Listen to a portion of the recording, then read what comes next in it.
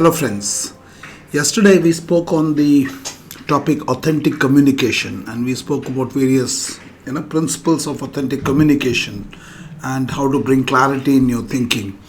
Now, for the purpose of simple definition, communication is simply the act of transferring information from one place or person or group to another. So this means transference of message. An authentic communication, it is a two-way communication. That is, there is a sender, there is a receiver, and where the sender communicates his information oblique message with absolute inner clarity, and the receiver takes efforts to listen and understand. Not hear, listen and understand what the sender wants to say. There is absolute clarity both in the mind of the sender and in the mind of the receiver. There is no ambiguity and there is no need for assumption. Assumption happen when there is lack of clarity. So जैसे इस picture में दो लोग दिखाया हुआ है, orange is the sender for example and green is the receiver. So there has to be clarity. Now, I gave you this example yesterday also in the video Perception Management of Candidates for Improved Selection, the AFSUP video, where 6 blind men were trying to find out how an elephant looks like. So the elephant which is on the left became the elephant to the right because everybody had faulty perception about it. Somebody says it's a spear, it's a snake, it's a tree, it's a wall, it's a rope, it's a fan, depending upon who was touching which part of the elephant. And so they were blind, they were not able to get the entire picture. Similarly, when we also communicate, हम चाहते तो है कि कुछ बोले, लेकिन आगे वाला समझने वाला शायद उसे उस तरह से नहीं समझ सकता जिस तरह से हम उसे समझाना चाहते हैं. मेनी टाइम्स हम शायद अपने ही कम्युनिकेशन को नहीं समझते. So that was what I covered in the last video. इसलिए बहुत ज़रूरी है कि हमें अपने कम्युनिकेशन को करने से पहले अपने विचारों को डिसऑर्गेनाइज करके ना बोलने की बजाय व्यवस्थित करके बोले. Organise our thoughts and when our thoughts are correctly organise, जैसे मिडिल वाले पिक्चर में, then we are in a position to communicate it more effectively. Because disorganise तरीके से अगर हम बोलेंगे तो वो किसी को समझ में ही नहीं आएगा. And this is disorganize thought. I think my pen is not working. One sec, एक second, my pen is not working.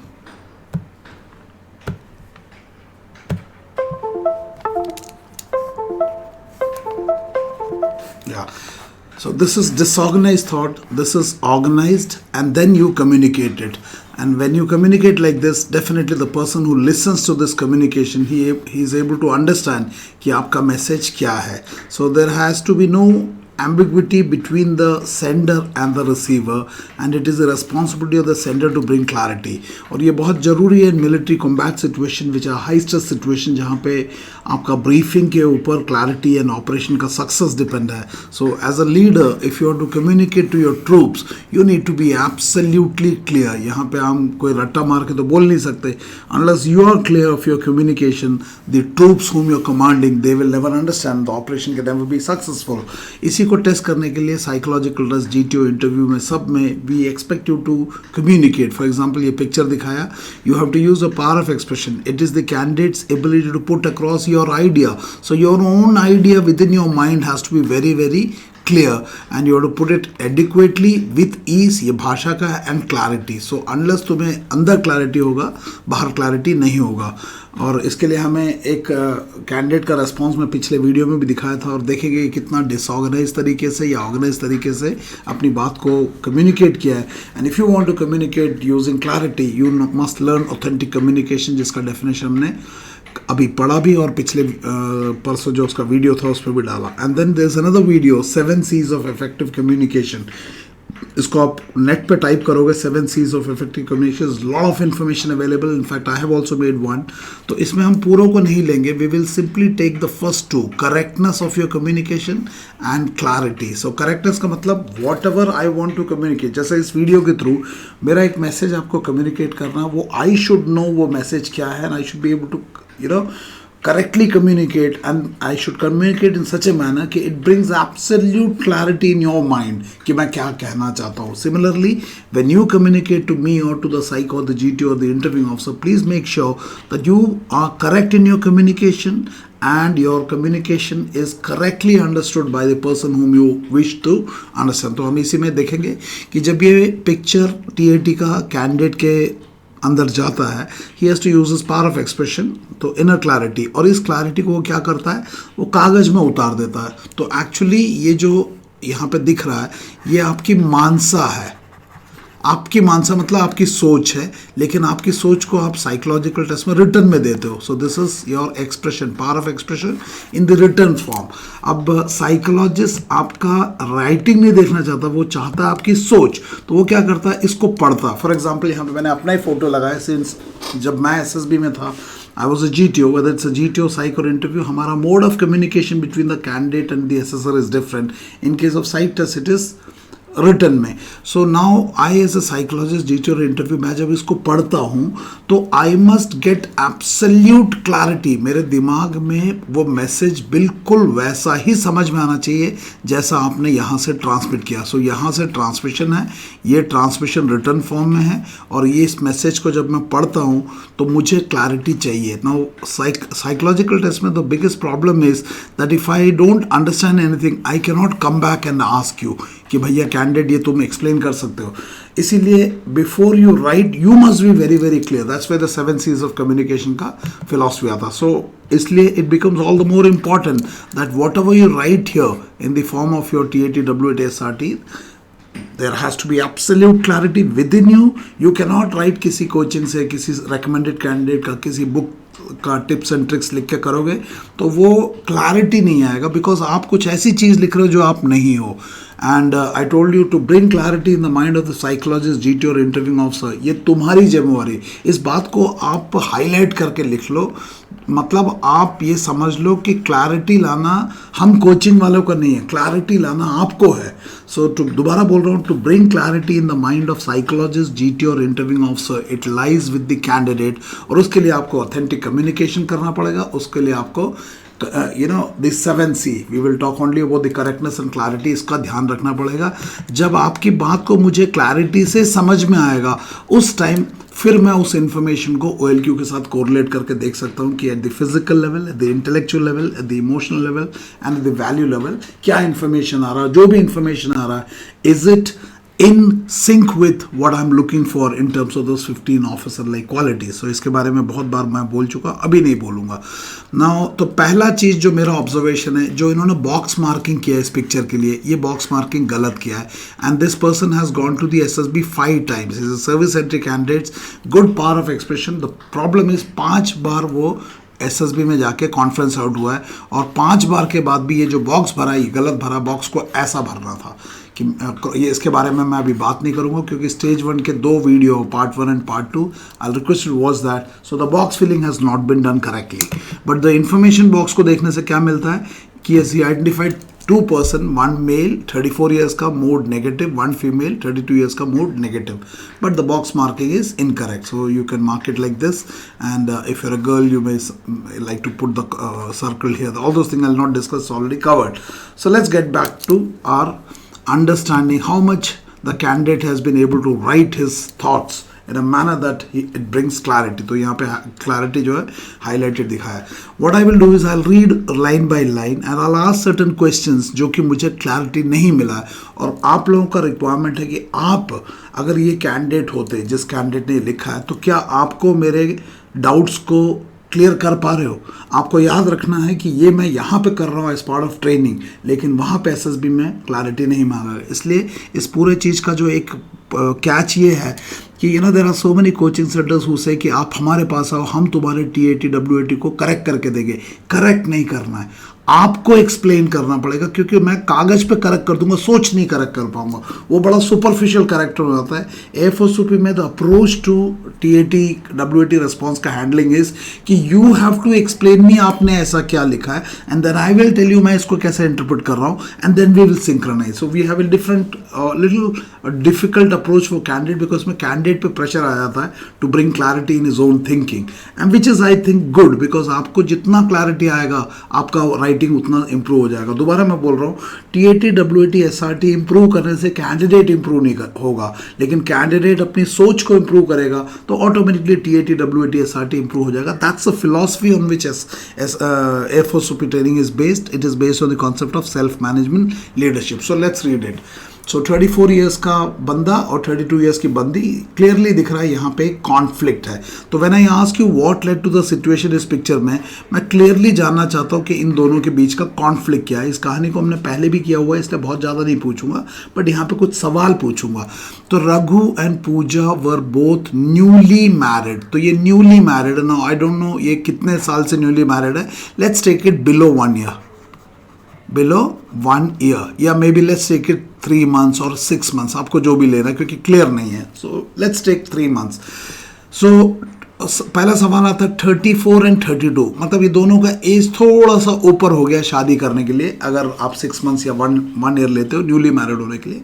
इनके पीछे कोई रीजन होगा, वो हम बाद में देखेंगे क्या रीजन है. So they are newly married, they are not 3 years और 4 year old married, they are newly married couple. Raghu is working in IT company. तो रघु कहाँ पे काम करता है? IT कंपनी में काम करता है. And Pooja is a housewife. अब सवाल आता है कि 33 years तक पूजा हाउस वाइफ कैसे रह गई. मतलब आई थॉट कि शायद वो जॉब कर रही होगी, लेकिन आप बोलते हो नहीं 32 years, बिकॉज किसी भी स्टेट के हो आप, अगर जॉब वूब कर रहे हो तो कभी कभी लड़कियां लेट हो जाती है, मगर अगर आप हाउस वाइफ हो तो सवाल आता है कि क्या इतना लेट क्यों हो गए. क्या आर्थिक तंगी थी, लड़का नहीं मिला, या कोई और रीज़न था, बीमार थे, या जो है वो मुझे नहीं पता, इसमें पता नहीं चल रहा. तो Pooja is a housewife and she is a newly married lady who is 32 years old. तो एक सवाल आता है, is it late marriage? Because working lady तो है ही नहीं, she is a housewife. तो क्या late marriage? And late marriage तो कारण क्या है? दैट्स ओके, आया नहीं है. सो न्यूली मैरिड के कारण ये डाउट आया कि ये बंदी न्यूली मैरिड है, 32 साल की. Okay. And does not know cooking. अब और मेरा कंफ्यूजन हो गया. क्या कंफ्यूजन हो गया? एक तो 32 साल की है, दूसरा न्यूली मैरिड है, मतलब अभी अभी मैरिड है, इसका मतलब कुछ इशू तो हुआ होगा. एंड तीसरी बात है वो हाउस वाइफ है, और चौथी बात है उसे कुकिंग ही नहीं पता. सो अभी जब इनको मैं जोड़ता हूँ तो मुझे समझ में नहीं आता, एक लेडी जो न्यूली मैरिड है, जो हाउस वाइफ है, जॉब भी नहीं करती है, और उसको कुकिंग नहीं पता, ऐसा कैसे है? मतलब was she not aware कि she was going to get married? She is anyway 32 years old, late हो गया है, and she is becoming a housewife and she has to take certain responsibility of the house, and especially more so when she is not even working. तो sense of responsibility disorganise लग रहा है लड़की. And secondly, क्या रघु से बताया था कि मेरी भैया मेरे को कुकिंग नहीं आता, ना मुझे कोई ऑफिस जाती हूँ, लेकिन कुकिंग भी नहीं आता. तो सवाल आता, कुकिंग भी नहीं आता, लेट मैरिज भी हुआ है, और अभी शादी भी हो गया है, शादी से पहले भी तैयारी नहीं किया. तो आपने शादी से पहले शादी के लिए मेंटली प्रिपेयर हुए, या ऐसी ज़बरदस्ती शादी होके आ गया? क्या कोई पिंकी सुरेश का चक्कर तो नहीं चल रहा? I have got little confuse. तो I will request you all candidates to give me clarity कि इस 32 साल की लड़की हु इज़ न्यूली मैरिड, अपने घर को छोड़ के हस्बैंड रघु के घर में आई है, IT में हस्बैंड काम करता है, और ये हाउस वाइफ है, she is not employed, why does not she know cooking? So एक सवाल आता है. सो नेक्स्ट लिखता है, ऑन रिटर्निंग फ्रॉम ऑफिस, मतलब रघु जब ऑफिस से आता है, office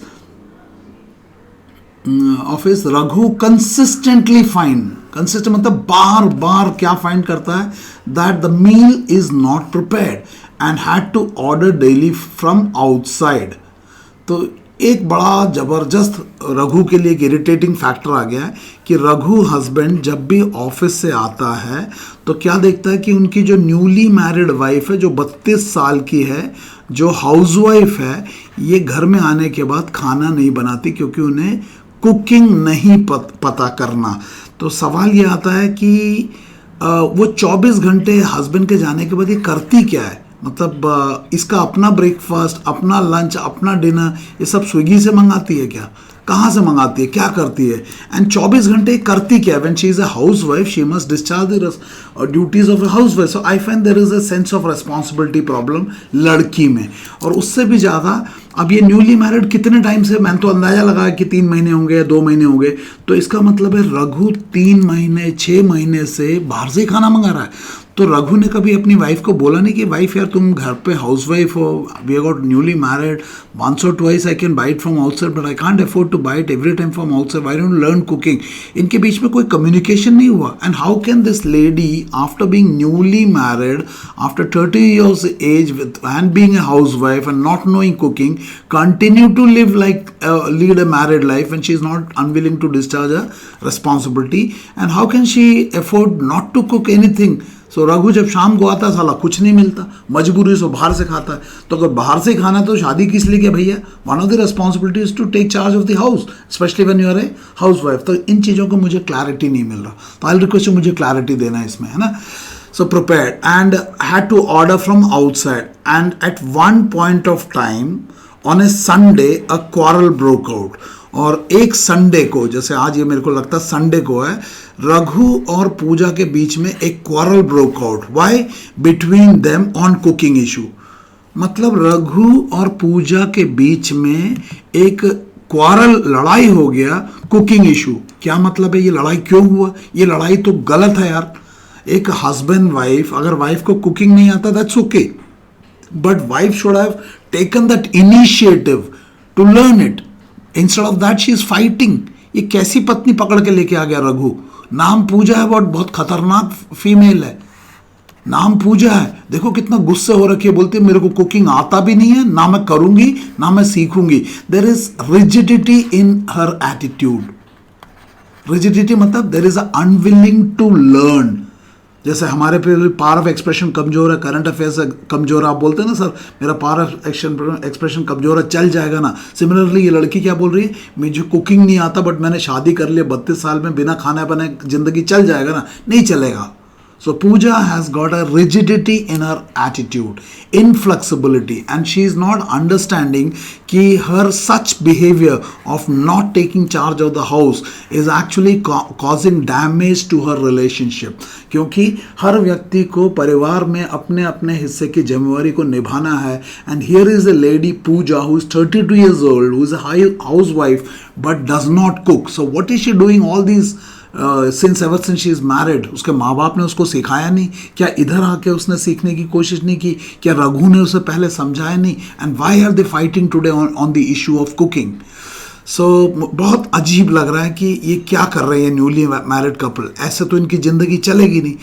Raghu on analysing, Raghu is analysing today, he is late. Raghu has allowed this problem to complicate so level. That lady anyway has attitude. What is he analyzing today? In fact, this message should have been given to Raghu by Pooja and her relative, her parents कि हमारी बेटी 32 साल की है, सोच के मत सोचना इसको सब कुछ आता. कुछ नहीं आता, बस खाना खा सकती है और टीवी देख सकती है. इससे कुछ उम्मीद मत करना. तो आई थिंक ऐसा लग रहा है कि मैरिज से पहले इनके बीच में एक ओपन कम्युनिकेशन की डेफिशिएंसी थी. यानी Q3 में बहुत बड़ा गार्बेज भरा हुआ है. Q3 is hidden area. So I have not understood why Raghu is analysing. Raghu on analysing and ये क्या है? wanting to resolve the problem. So only Raghu wants to resolve the problem. The person who is part of the problem, that is Pooja, who does not know cooking and is unwilling to cooking, she is not ready to resolve the problem. She is only fighting.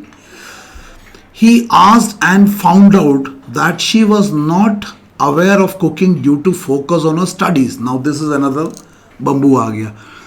जब उसने मतलब पहली बात तो रघु ने इतना late क्यों बात किया इस बारे में. इनफैक्ट ये तो रघु को पहले ही पूछ लेना चाहिए.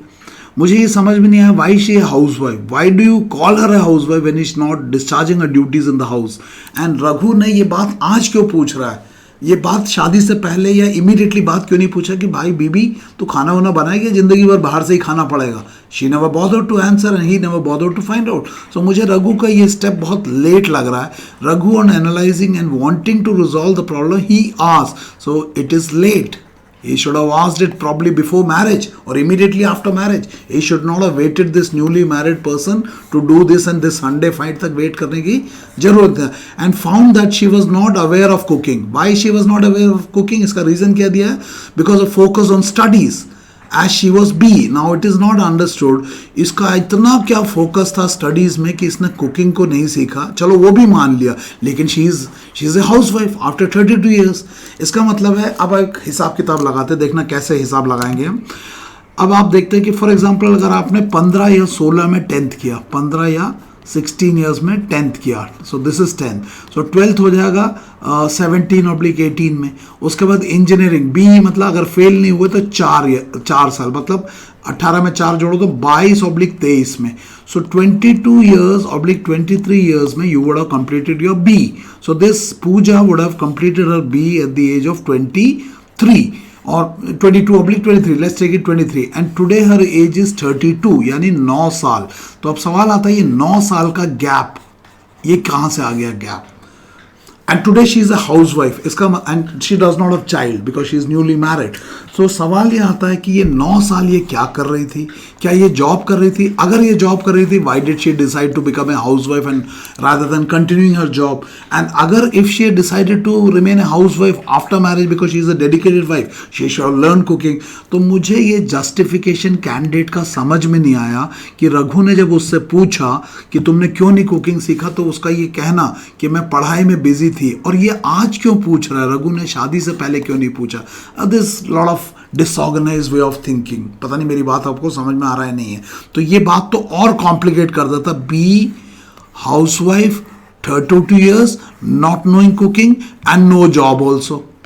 ना जॉब है, ना कुकिंग आता है, ना 32 ईयर्स तक शादी नहीं हुआ, सारा कुछ मिला के बहुत कंफ्यूज हो गया हूं मैं. तो मुझे बताना ये क्यों ऐसा लिखा हुआ है. एंड देन ही टुक, उसके बाद देखना रघु ने इसका सॉल्यूशन, बी पॉजिटिव भी तो करना है. Then he took help of his mother and relative. मतलब Raghu is a IT company में काम करता है. मुझे ये बताओ साला, यूट्यूब में जाके तुमने कुकिंग के साइट्स में जाके क्यों नहीं वहां पे सीखा? तुम अपनी मम्मी और रिलेटिव्स को, मम्मी तो चलो फिर भी समझ में आते तुम्हारी मम्मी है, ये रिलेटिव को, अपनी चाची, ताऊ, मौसी, मौसा को, सबको लेके आ गया, बोला पूजा को कुकिंग सिखाओ. दिस जम नहीं रहा आजकल का IT वाले लड़कों के केस में. ये तो बड़ा गड़बड़ है. और पूजा वो तो खुद भी है, she should have done it. Why does he wants Raghu's initiative to call his mother relative? क्या पूजा अंडर क्वालिफाइड है? शी इज बी, 32 साल की बंदी है, शादी, न्यूली मैरिड है और हाउसवाइफ बनी हुई है, कुकिंग आता नहीं, खुद ही यूट्यूब खोल देना चाहिए. तो मुझे समझ में नहीं आया, ये तो हमारे बिल्कुल कंफर्ट जोन में, जैसे हमारे SSB के कैंडिडेट होते हैं, ऐसी बंदी बना दिया इसको, किसको? पूजा को. So this problem is not understood कि ये प्रॉब्लम इनके बीच का कॉन्फ्लिक्ट का कारण कैसा हुआ है. एंड इसको सॉल्व जो तरीके से किया हुआ, मम्मी और रिलेटिव्स को बुला के, ये मुझे समझ में नहीं, कौन सा रिलेटिव को बुला के पूजा को मैगी बनाना सिखाओ, अंडा बनाना सिखाओ, ऑमलेट बनाना सिखाओ. This is bad. आप अपनी वाइफ का इज्जत उतार लोगे रिलेटिव के सामने. पहली बात तो वैसे ही इज्जत उतर गई पूजा की, जिसको आता ही नहीं कुछ भी. सो दिस इज रॉन्ग, है ना. And to help her learn cooking and also a job to fulfil an aspiration. ये कहाँ से लाया गया?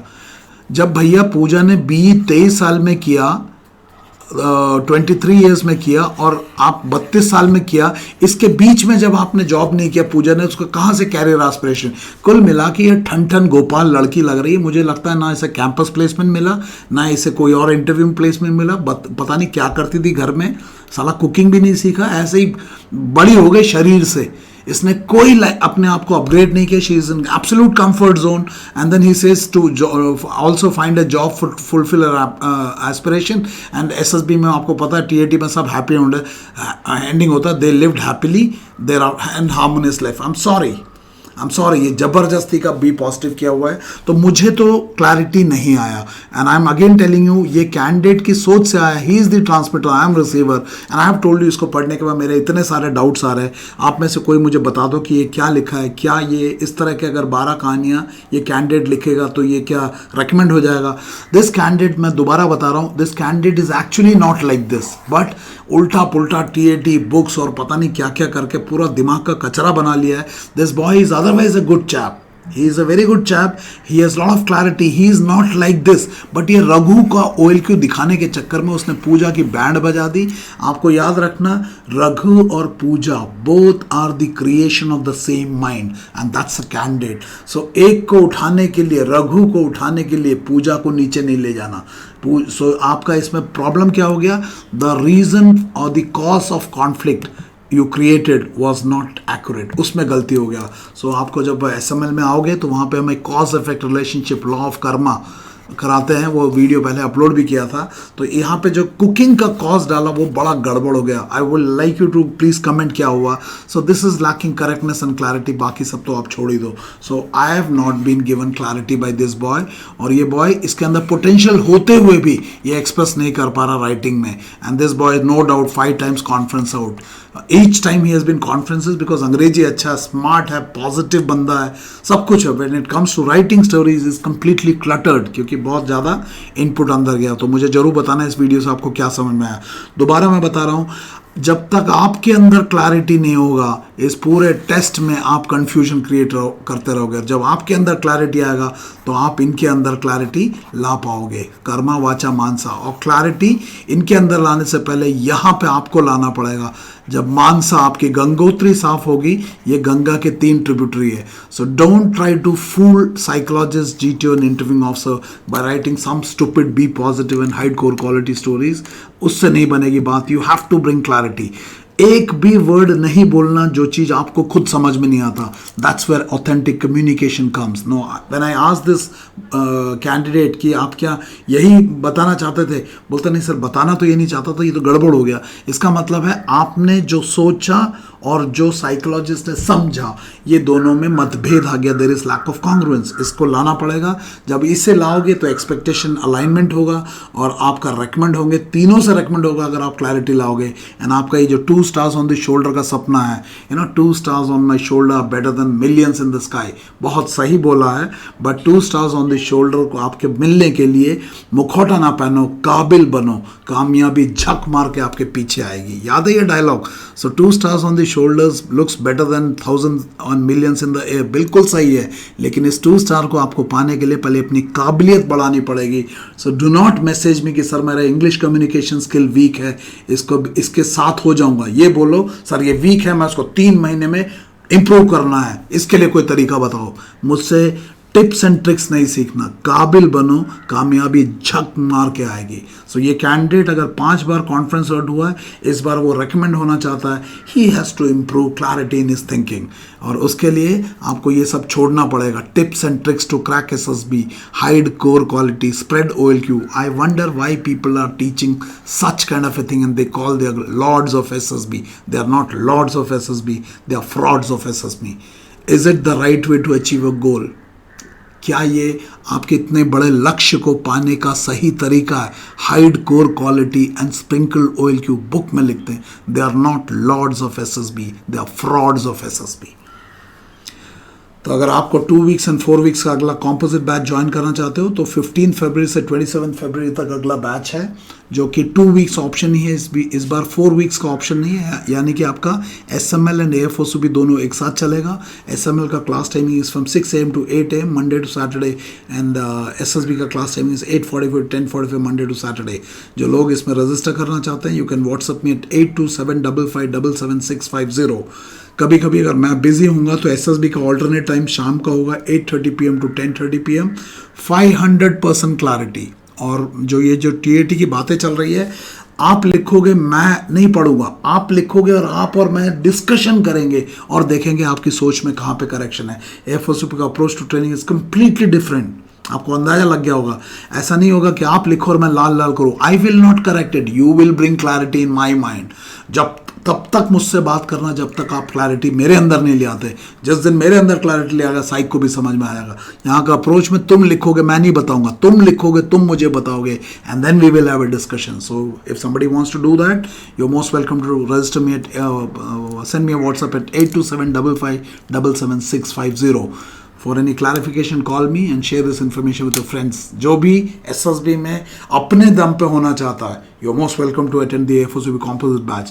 But if you're looking for tips and tricks, please go to Bangalore, Delhi, Allahabad, Chandigarh, Nagpur, कहीं चले जाओ, मेरे पास मत आना। मेरे पास आना है तो you have to build capacity. मेरे अंदर क्लैरिटी लाना है, उस कदर की क्लैरिटी आपके अंदर पहले लाना पड़ेगा। I will help you, but are you willing to work? If yes, WhatsApp me right now. And मुझे ज़रूर कमेंट सिखा के बताना क्या समझ में आया, शेयर करना। मुझे पता है मेरे वीडियोस बहुत आपको भारी पड़ेगा, बट सच यही है, क्योंकि क्लियरेंस भी तो 3.6 है as communicated by commandant selection centre south. So like करो, सब्सक्राइब करो, शेयर करो, जरूर कमेंट्स डालना इस वीडियो के ऊपर। I will get back to you soon. Thank you and may God bless you. Thank you very much.